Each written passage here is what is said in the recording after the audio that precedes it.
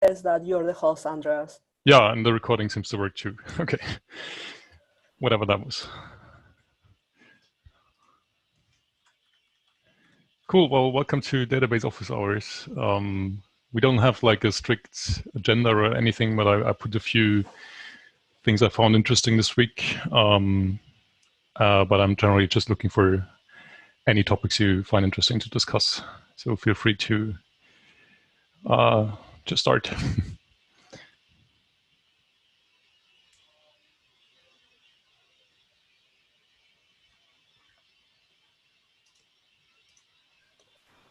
Well, I was looking for a process yesterday of how to become a database maintainer, and I found a lot of issues like spread around.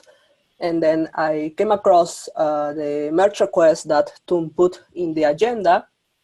And well, I think we should like try to merge it as soon as possible to establish a process. And I was also searching for this because I am very interested in becoming a database reviewer. Mm-hmm. So yeah, just that thought. Great, that's good to know. And I agree. I had an MR open for too long, and we should merge that. However, Tone also pointed out that maybe that documentation actually belongs into the code review documentation that we have on the code base instead of the handbook.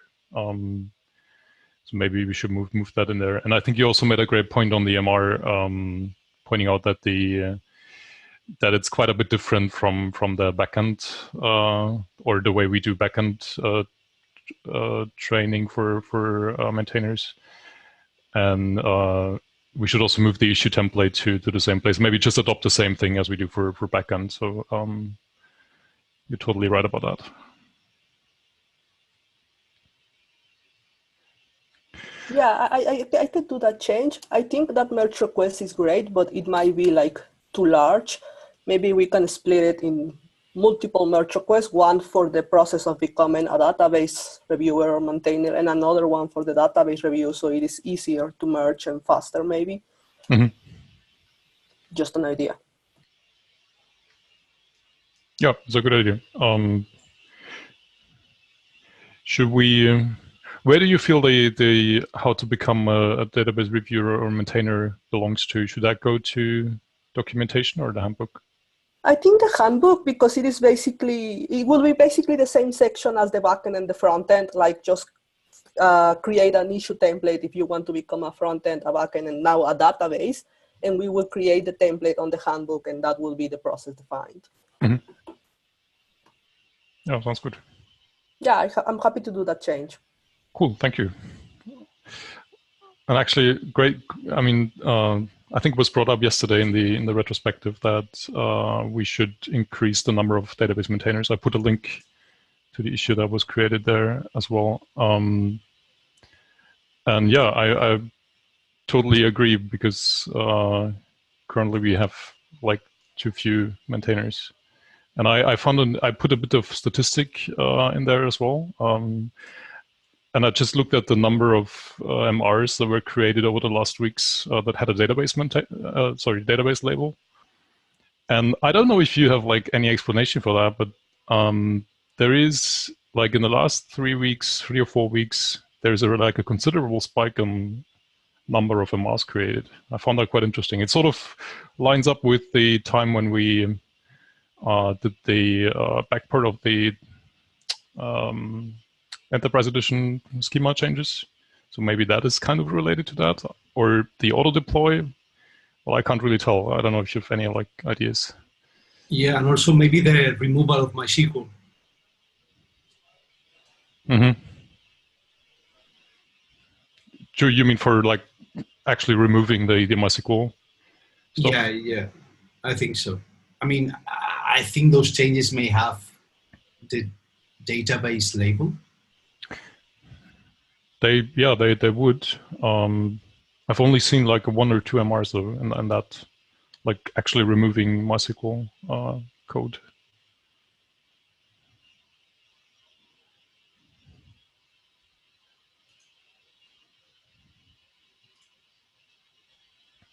I mean, and generally, I feel like the database reviews and the role of a database maintainer, it can also be something that actually belongs to backend, because I mean, database is like an inherent part of backend development.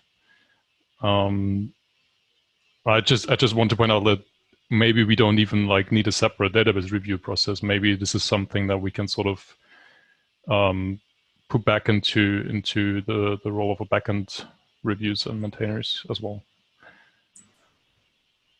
I think it depends. I mean, there are several. Okay, this is kind of a skill instead of a project. But for example, we don't have the same reviewers or maintainers in GitLab Workhorse or Gitali, despite of being backend work, for example. I know this is a different thing because this is part of your skill set, but I think we still need to be specialized on being a database reviewer and maintainer. I think training is important for all backend engineers, but we still need people focus on this time, on these tasks. Just a thought. Yeah, I mean, I think ideally we wouldn't need that separation. Like, I think you can look at that from a backend perspective and also include the database stuff. But yeah, momentarily we'll like have that separated, and I agree it's sort of a focus area you can have, and also something that when you look at the GitLab com database, there is a lot of insight in there, and focusing on that and is quite interesting as well.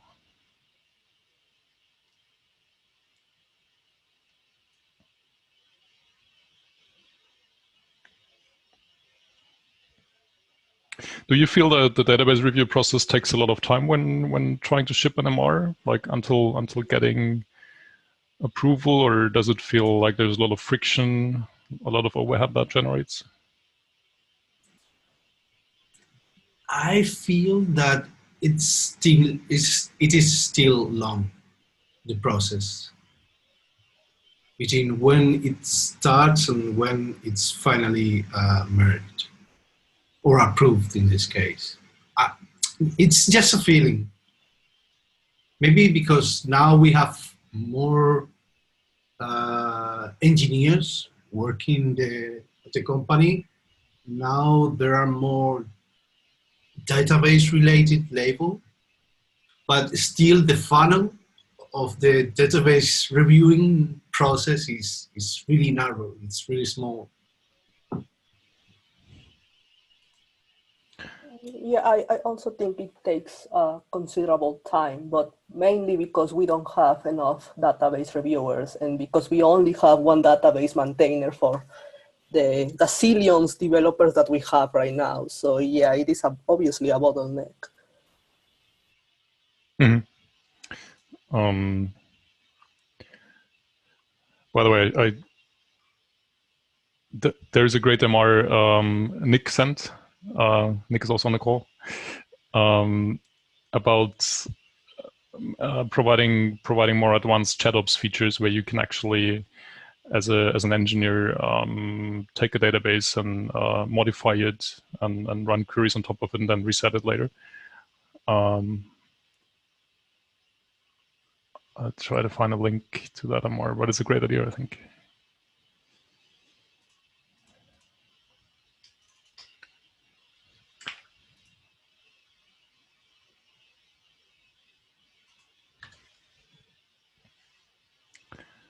Perfect, thank you, Nick.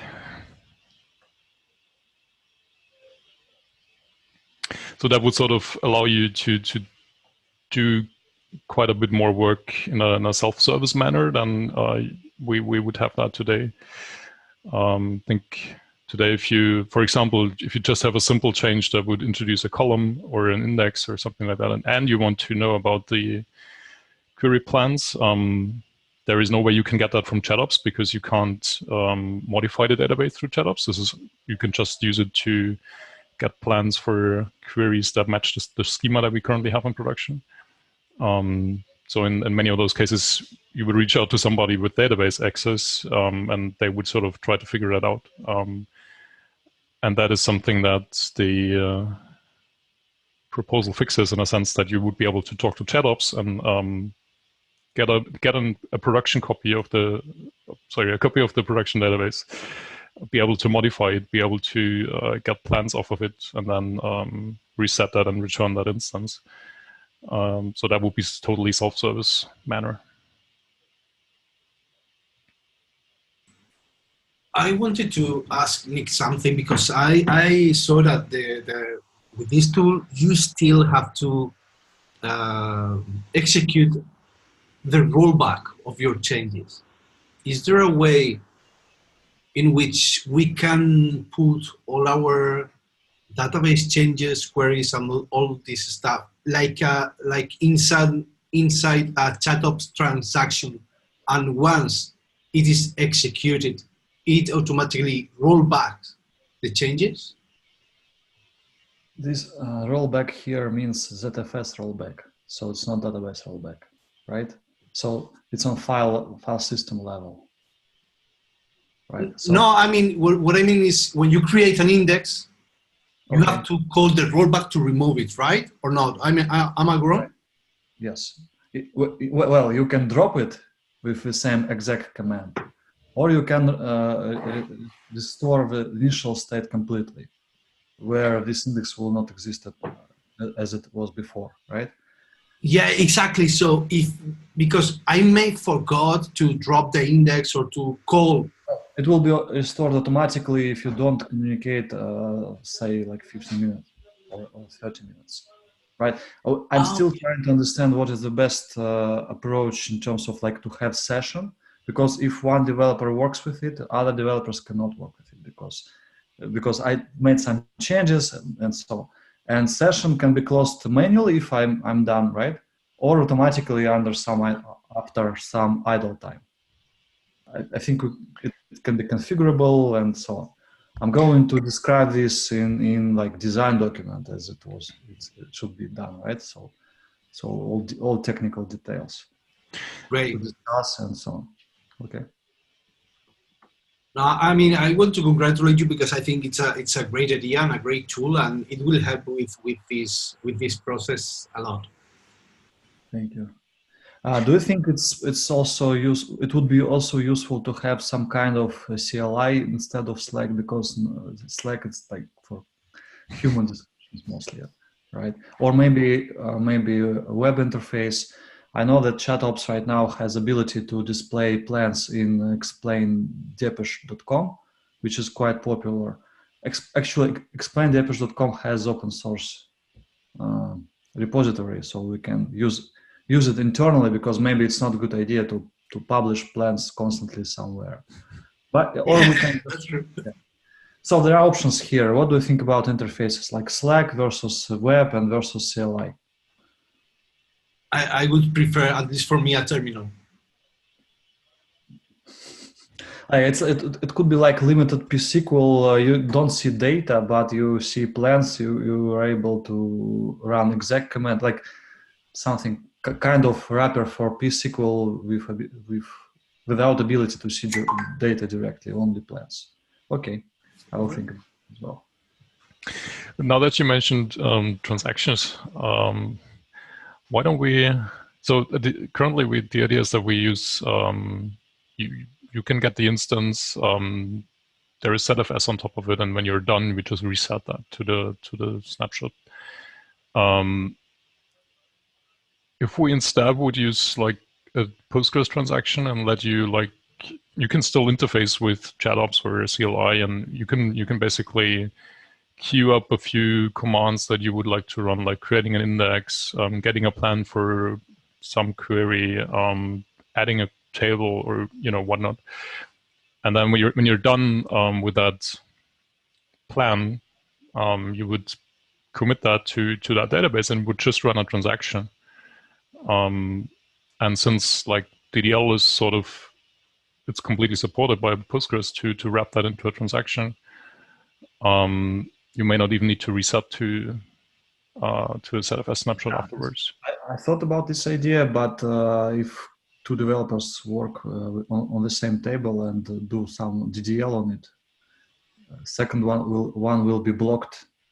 That's right, but I mean, since you would sort of be planning out what you want to do and then sort of submit that and wait for the results, probably doesn't take forever to execute that, and it would actually. We talked about like multiplexing that solution where how do you use that instance with multiple people involved so they don't step on each other's toes. And with ZFS snapshot is sort of exclusive to one engineer using it. Maybe that is something. This is a good idea. Yes, I will think about it as like additionally. This is a good idea. Also, like cons for this idea is like. Physical layout will be changed, right? Constantly. If you update a lot of a huge part of a table and then roll back, bloat increased, like dead tuples count increased, and then bloat increased, and it affects performance also. But in general, with ZFS approach, it's not possible to multiplex with single volume. Here, of course, there are some ways to multiplex, especially if you see that you're blocked by some other session. It's okay if it's transparent, right? It's maybe it would be convenient. I will think about it.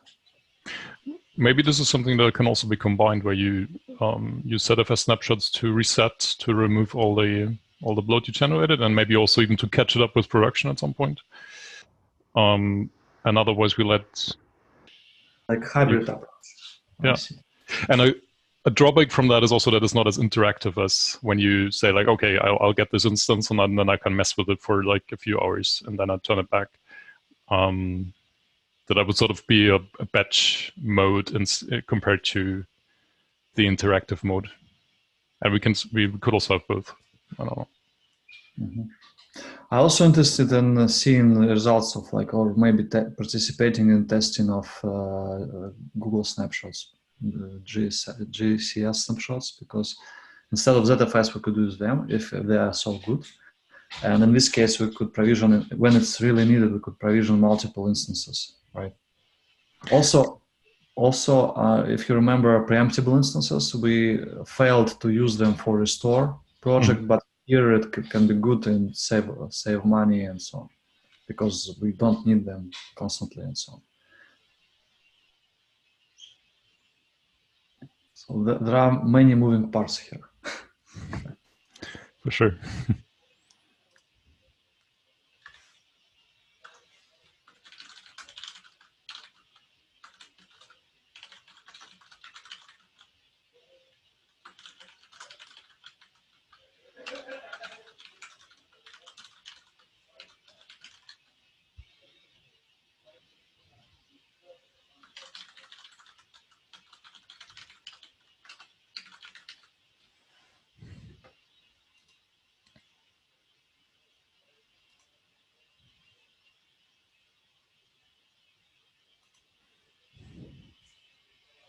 But is this something that you find usable, or you think it's going to be usable for the MRs you were working on recently, maybe?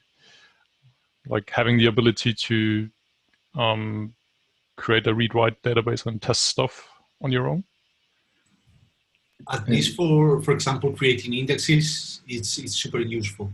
I mean, right now we have a bunch of, at least from my point of view, we have a lot of small database MRs that they may only change a default column value, they may only add an index, and we don't have a way to test that. So I think for these small tasks, it will be really helpful.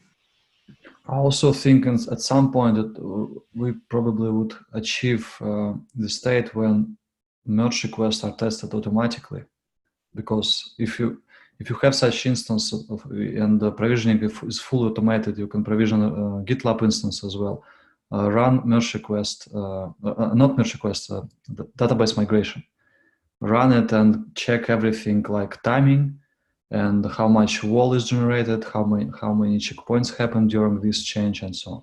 But this is like next level of improvements. And in this case, statistics would be published automatically, and this would help a lot to everyone, right? Yeah, that's really great. We discussed that a lot when we were how do we create an environment for an MR? Can we get a production copy to help with the testing? And I think the main issue we ran into was the security one.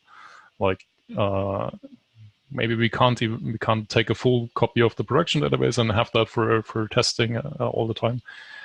And this is something we haven't figured out yet. And that what you propose is that we would still have a copy of the production database, but we would limit the access in a way that allows you to get the insights that you want to get, like the statistics and the plans, but it doesn't really directly allow you to directly look at the data in there, right? Right, and the big question here to Google snapshots. If they work as expected, it would be helpful here because we can clone database, and that's it, right? Okay. I mean, I don't see why they wouldn't work. Like we discussed recently, ZFS versus GCP snapshots, right? And the one concern that was raised is when you run a database and you snapshot the file system, that you may run into like inconsistency on the file system level. But in fact, you can, if that was a valid concern, that even then you can like stop the world on the database replica, take a snapshot and go with that. Right. This I still don't understand how this can be possible physically to clone very fast, like in 1 minute to clone 3 terabytes. It's just break my understanding of the world, but it's I missed something here. I mean, those all the disks that we have, they live on network storage, so they're attached to your instance, but they don't physically live on that instance, right? Okay, I want to see it in action. Sure.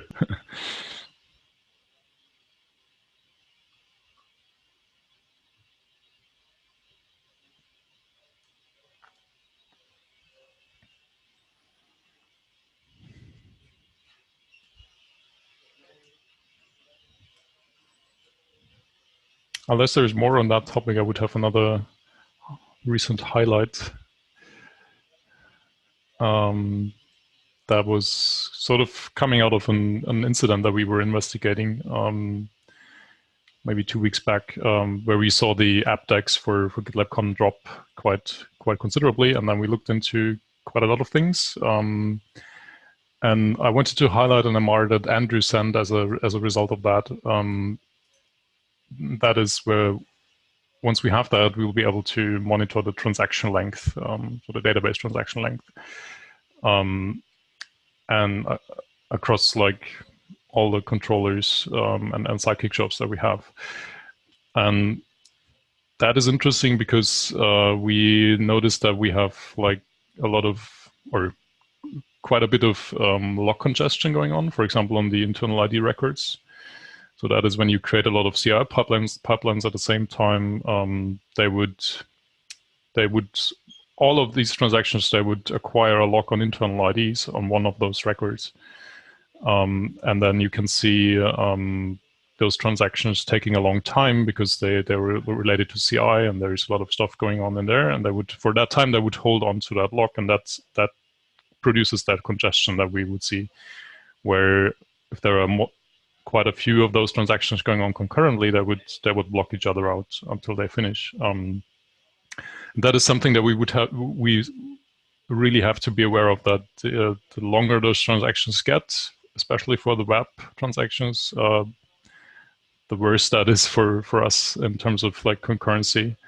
And currently we're not even like able to track down which parts of the application suffer from that the most in a systematic way. And what Andrew proposes to monitor the transaction length, and that allows us to identify which parts of the code would are likely to create a long-running transaction. And what is interesting about that is Andrew took another step further, and that was adding a check to the code where when you open a database transaction and then you make unrelated IO, in that case, if you would make calls to Gitly, those calls should fail. And he added an MR, also put a link on the agenda, and to fail those Gitly calls. And apparently that is sort of all over the place. So quite a few tests were failing because of that. That is an indicator that we actually do Gitly calls, and maybe also calls to other web APIs, or even like the local file system is a problem, while we have a pending database transaction open, and that's really going to hurt the more we scale. And yeah, once we know where those areas are, we can definitely improve in that area, I think.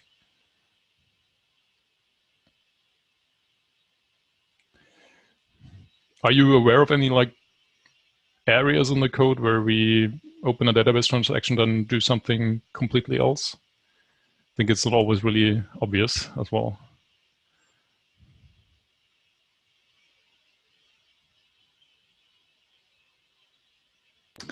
If it's not obvious in terms of like no one can remember, we can try to collect some diagnostics and check which queries were executed right before write on transaction state, right? Just and then try to understand what part of code is that.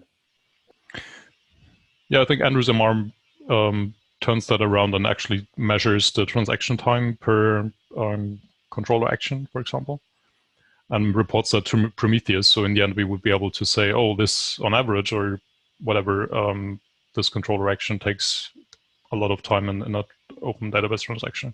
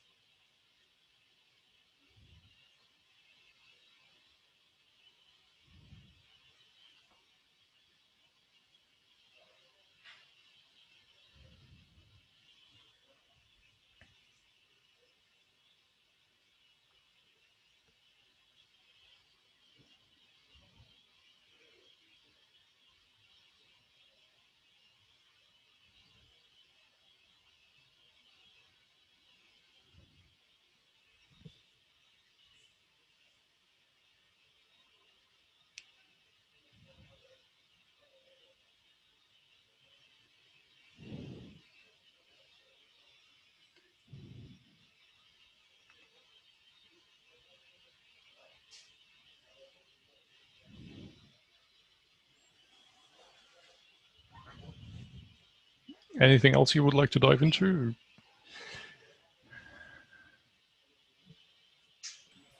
We can discuss the MR with the time zones if you want. Oh, sure.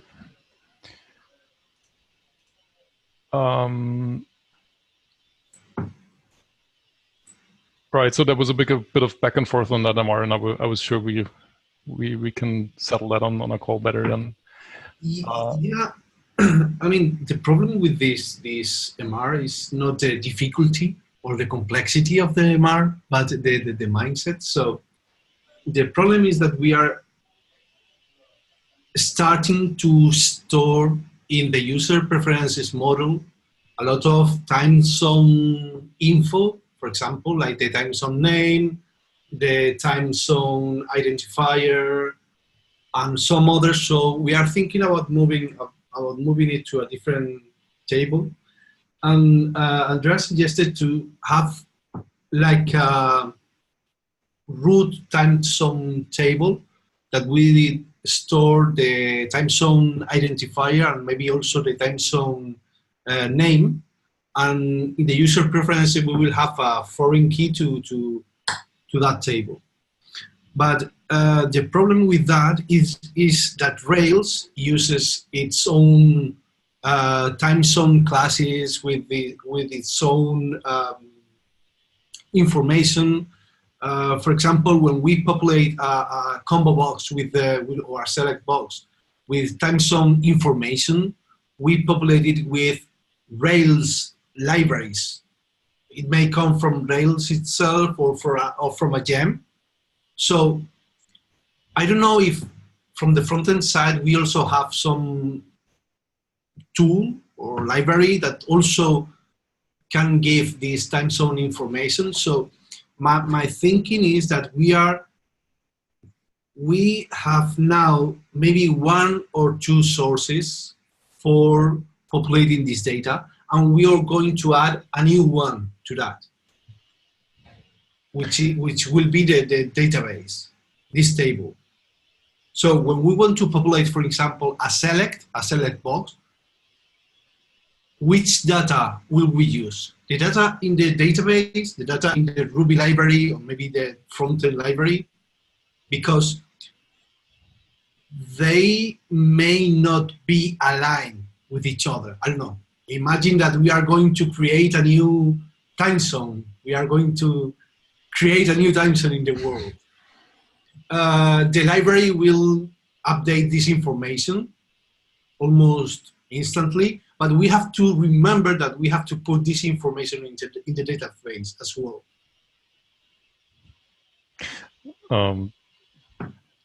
I think I understand it. I think we were talking like about 2 different things maybe, but I also I'm really bad at understanding time zones, so I was just looking at it from the database perspective, and maybe we can talk about that separately. Like there is the topic of how do we store those user preferences in the database, and then there is the second topic of how do we even know about time zones at all, right?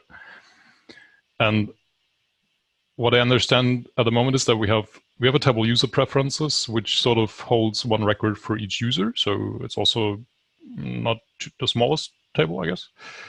And currently there is already a column for, what was that, time zone ID? Yeah, the time zone and the time zone name. Right, and now we want to add a time zone name to that too. And really purely from a database perspective, what that means is that we're going to, like, since the number of time zones and the time zone names is sort of limited, right? There is not too many of them. Yes and no. Because imagine that we are going to, for example, we are going to split Spain into 2 different countries. We are going to add a new time zone to that table, to that library. You're right about that, totally. But like currently we have like 4 million users, and there is no way we're going to have like each user is going to live in its own time zone, right? Probably. So really just from a database perspective, what we're doing here is we put strings on those table for each user, and then we put the time zone name in there, right? There is probably going to be a lot of duplication. And what we could do instead is create another table for the time zones, and maybe the distinct combinations that we see for time zone name and time zone ID, or whatever attributes we were trying to manage there. And wherever those come from, like, doesn't really matter. And then you would, from the user preferences table, you would just reference the other table, reference the record that you want to point at. In that sense, on the user preference tables, you would only use a foreign key to the time zone table. And then you would have to have some kind of mechanics to organize the data in the time zone table. So whenever there is a new combination showing up, you would put that into that table, right? Casey, what do you think? So I think that it's not really a question. It has to be a separate table. I mean, having text strings 4 million rows is ridiculously large and a lot of I/O. But what can be done is you can use a library as the source of that truth, right? And if you try to link to a time zone that doesn't yet exist, then we'll create it in that table. And then all you need on top of that is some kind of attribute in the table to indicate what is currently active and not. So if some time zone goes away, it's no longer selectable in drop-downs and things like that. Or you could use the library as the source of truth for the drop-downs. And then if there's extra things in the table, it doesn't really matter.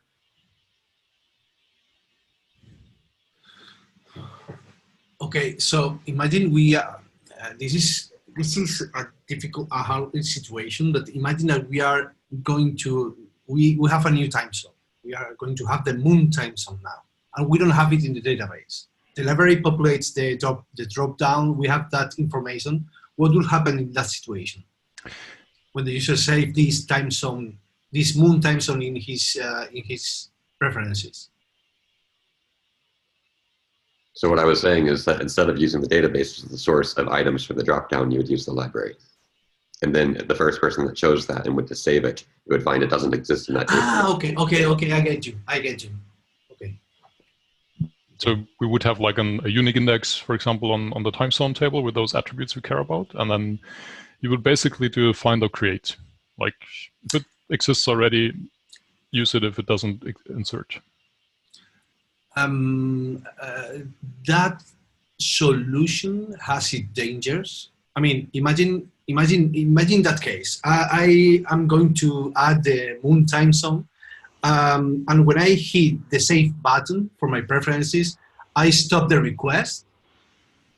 I tamper it, and I say that my time zone name is hell. Okay, for example, let's say it's a swear word. In that case, that will go to the database directly, and we will store in the database that the moon time zone for the time zone name for that identifier is a custom word that the user create. Why don't we like still have validation in front of that? You would still want to make sure that, oh yeah, this is a time zone that we actually know, right? You could talk to that library you were using and say like, okay, this is something valid. You can.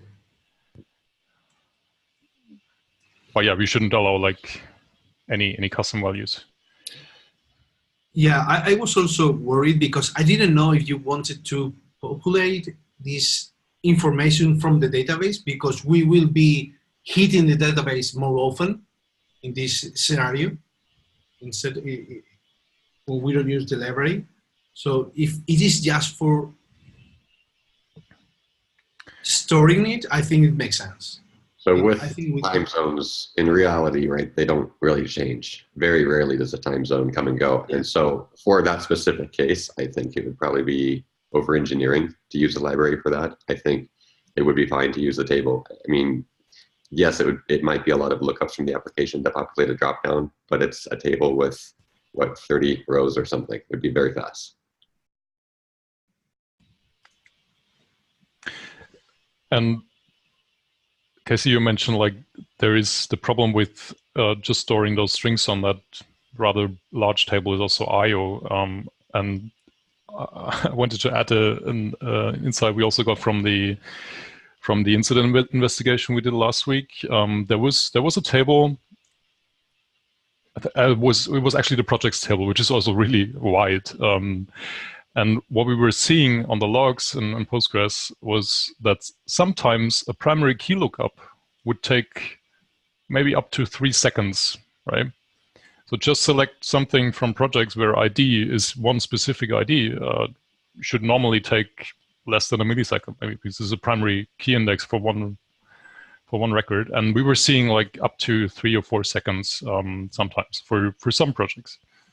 And what turned out the reason for that is we added at some point a was it the import error column? I think so. It was related to projects import. So when things failed, and we would put the error message in that text column. And for some projects or maybe type of imports, I don't really remember. But the import was really big. We put like 30 megabytes of text into that because the stack trace was so big, or I don't know. And then whenever you try to read that, you have to like read a lot of pages, and they may even be on some other place. So it's really really hurting performance. Obviously, like time zone names are not 30 megabytes. And that's just the direct impact. That was when you do like a select star in that row, and then because there's 30 megs of data, it takes some time to load that from disk. But another thing that happens, right, is that everything that you're working with, every table access is loading those pages off of disk into memory. And there's a temporary caching going on. And so even if you're not selecting that and your select seems fast, because the row is that wide, it's getting pushed into memory, which is pushing other things out. And so your cache becomes less effective.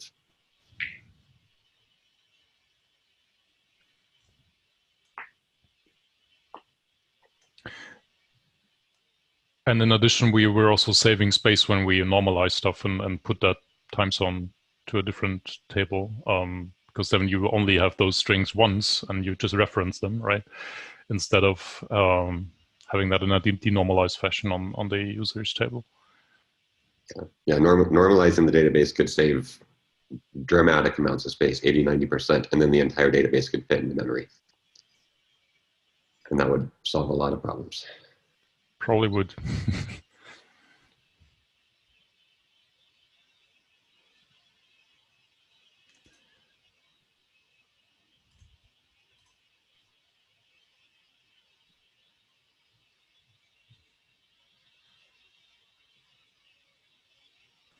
I want to also to ask you about, I don't know if I have the merge request on hand, but this big MR with the group membership thing and project authorization merge request that I assigned you, Andreas, I wanted to know how you approach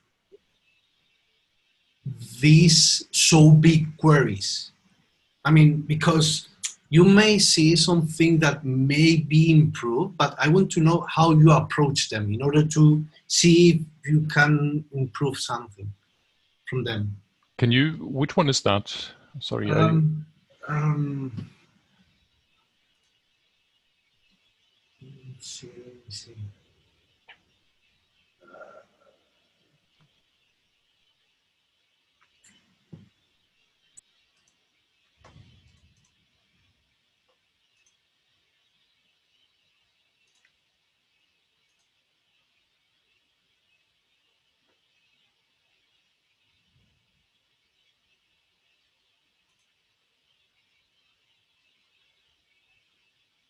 I posted an MR link in the chat. I think it's that one that you're referring to. Oh, thank you.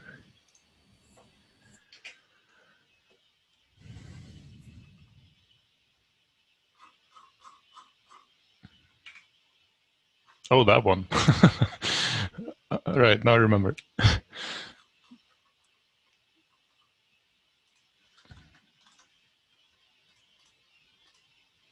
I think, Francisco, your mute is on.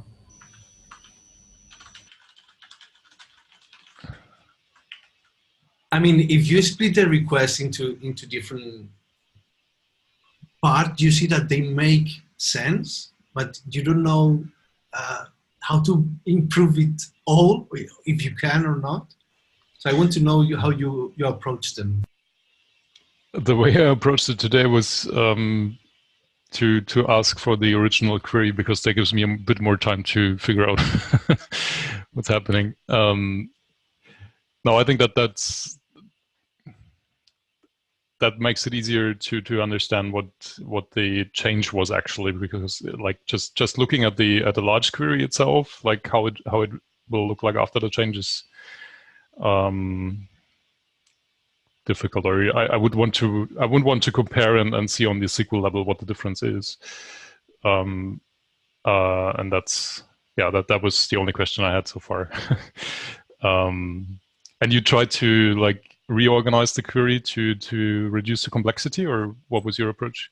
Yeah, because I think that we are querying several times the member table, and I didn't know if we could do something to organize it, or maybe because we are querying the members table for group members, and also we are performing a union of the same table, but only with project members. So I didn't know if we could do something to avoid querying that table 3 or 4 times. Yeah, that I think this is something that we see quite often from those finders, right? So when you combine stuff and then you end up with like a large query and it looks like you were doing things all over again, or it looks like a redundant query at times.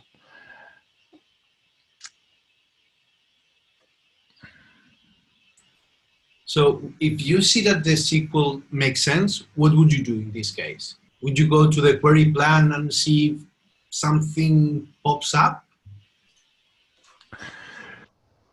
Yeah, I think this is really difficult to look at. There is a query plan that was posted on the MR already, so yeah, this is something you can go to. But the challenge with that is obviously like you have this large query, and first of all, you would have to make sure that this is the query plan or the actual query, when with all the parameters, is something that is sort of represents a good case. Because when you pick like a project that is empty, or it's maybe not even representative of an average case. And that is already hard to figure out when you have like a large query like that. I tend to just pick the GitLab CE project when the project ID is needed, because that gives you a large project with lots of members. I'm not sure if that was the case here, really. No, in this scenario, Nick's suggestion would make sense because you have to be a direct member of the project, but also a member of the group that owns the project, and with different access.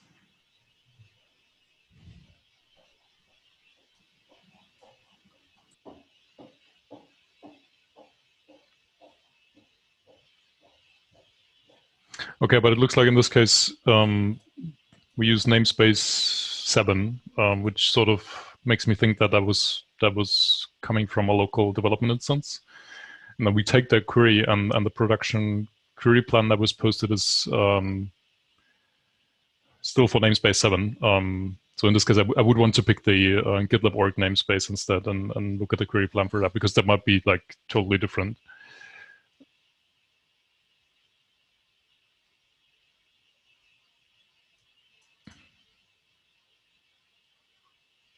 And yeah, the next question is then if you want to, do you want to review the change? So that's why I was asking for the original query, so that we can look at what changed actually.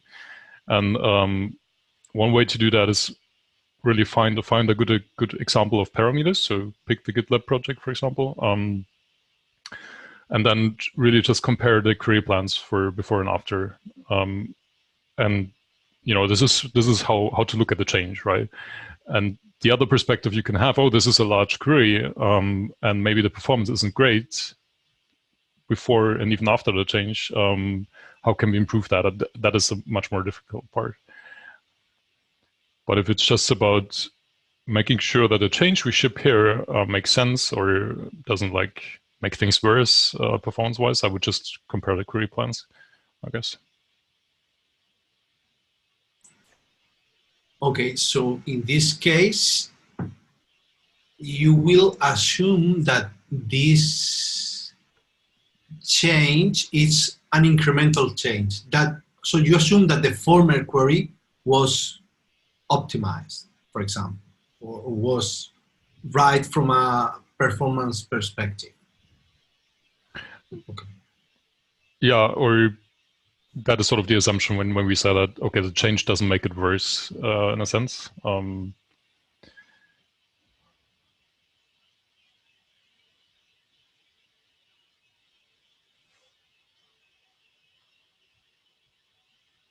But it's also, this is really difficult because I remember doing like small query changes to some permission query.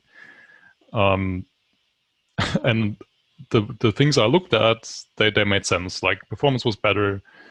It was great. And then we ship that, and since those permission queries are like used all over the place, you can be sure that there is a use case of those queries where we stick a few other things to it, like in this, like with finders, for example, and then you end up with really bad performance because of use cases you didn't consider. And there are lots of those queries where that we use as building stones. Is that a word? Where you use that and use it all in different places. And those are really dangerous to change. And it's hard to say that the change doesn't make it worse or makes it better in all places.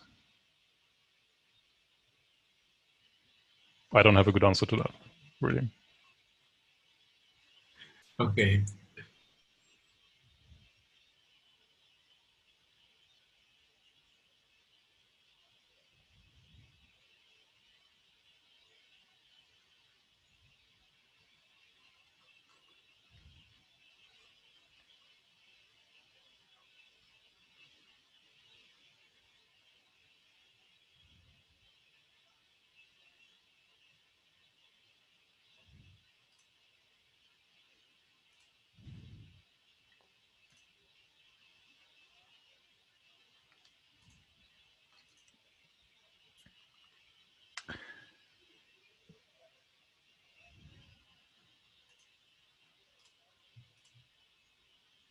Right.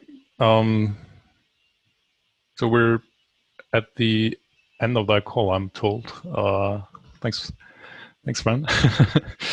I wanted to just shout out one more thing, which I'm really excited about, and that is that we dropped MySQL support. There is currently we're working on a blog post, and I think there is still room to contribute to that blog post where we make arguments of why we dropped that, and that is highly needed. But I'm really excited about dropping MySQL support, and then we can start using more Postgres features, table partitioning, and whatnot. And I think that's going to help us a lot. So that's really cool.